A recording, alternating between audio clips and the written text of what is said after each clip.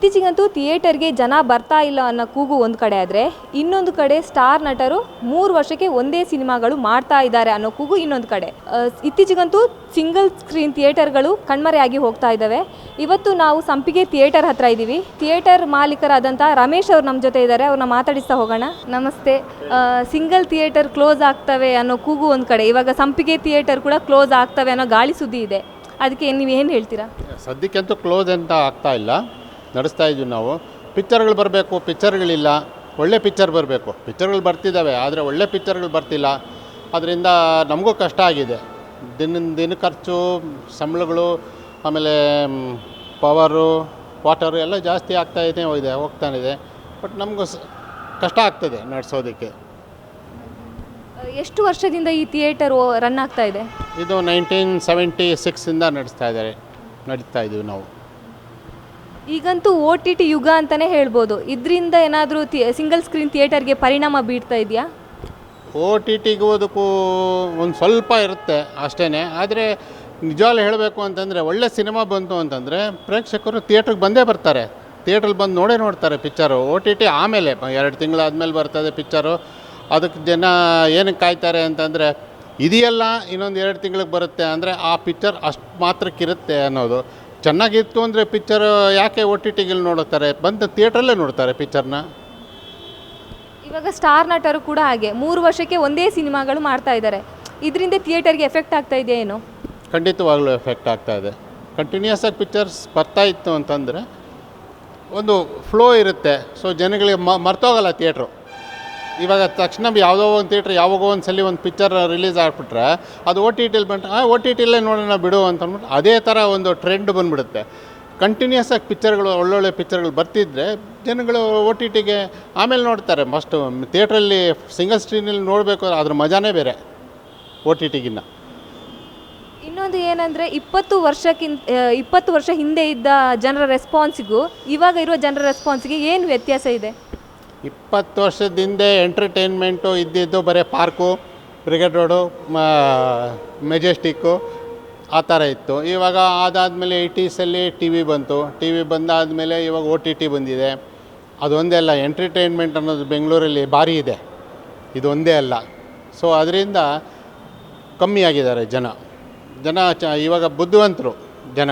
ಆವಾಗಲೂ ಬುದ್ಧಿವಂತರಿದ್ದರು, ಯಾಕೆಂದರೆ ಆವಾಗ ಪಿಕ್ಚರ್ಗಳು ಚೆನ್ನಾಗಿತ್ತು. ಇವಾಗ ಬುದ್ಧಿವಂತರು ಜನಗಳು. ಚೆನ್ನಾಗಿತ್ತು ಅಂತಂದರೆ ಬರ್ತಾರೆ, ಚೆನ್ನಾಗಿಲ್ಲ ಅಂತಂದರೆ ಈ ಕಡೆ ಬರೋದೇ ಇಲ್ಲ ಅವರು.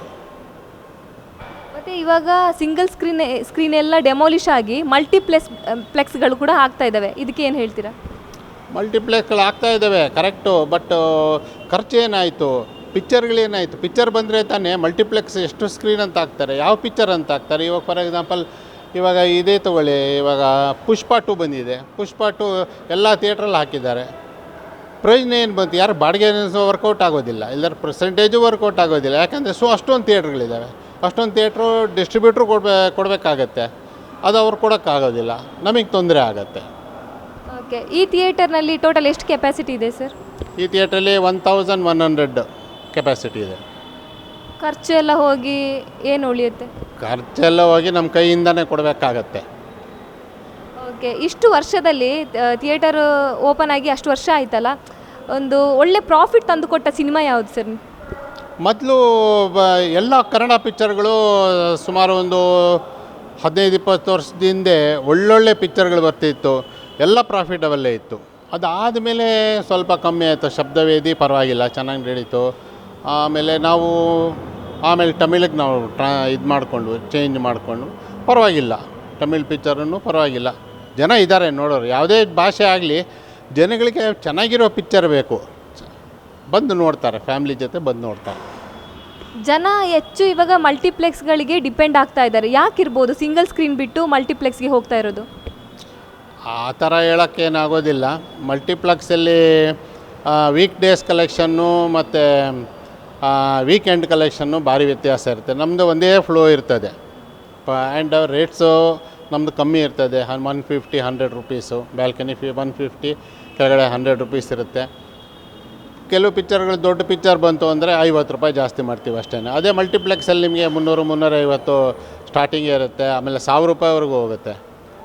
ಸೊ ಜನಗಳು ಅಷ್ಟು ಐ ಡೋಂಟ್ ಥಿಂಕ್ ಆ ಸಿಂಗಲ್ ಸ್ಕ್ರೀನಲ್ಲಿ ನೋಡೋ ಮಜಾನೇ ಬೇರೆ, ಮಲ್ಟಿಪ್ಲೆಕ್ಸಲ್ಲಿ ನೋಡೋ ಮಜಾನೇ ಬೇರೆ. ಇವಾಗ ಥಿಯೇಟರ್ಗೆ ಜನ ಬರ್ತಾ ಇಲ್ಲ ಅನ್ನೋ ಕೂಗು ಒಂದು ಕಡೆ ಜೋರಾಗಿ ಕೇಳಿ ಬರ್ತಿದೆ. ಇದಕ್ಕೆ ನೀವು ಏನು ಹೇಳ್ತೀರಾ? ಬರ್ತಾ ಇದ್ದಾರೆ ಥಿಯೇಟರ್ಗೆ ಜನ? ಅದೇ ಹೇಳಿದ್ನಲ್ಲ, ಪಿಕ್ಚರ್ ಚೆನ್ನಾಗಿತ್ತು ಅಂದರೆ ಜನ ಬಂದೇ ಬರ್ತಾರೆ, ಅದು ನಮಗೆ ಗ್ಯಾರಂಟಿ ಇದೆ.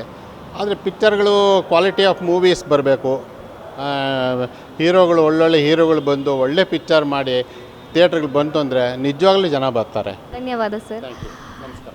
ಇದಿಷ್ಟು ಸಂಪಿಗೆ ಥಿಯೇಟರ್ ಮಾಲೀಕರಾದಂಥ 4 ಜನ ಮಾಲೀಕರಲ್ಲಿ ಒಬ್ಬರಾದಂಥ ರಮೇಶ್ ಅವರ ಮಾತಾಗಿತ್ತು. ಕ್ಯಾಮ್ರಾ ಪರ್ಸನ್ ಶಿವಮೂರ್ತಿ ಜೊತೆ Keerthi, Ashwavega news, Bengaluru. Ashwavega English News. Coming soon. Your channel, your voice, your trust.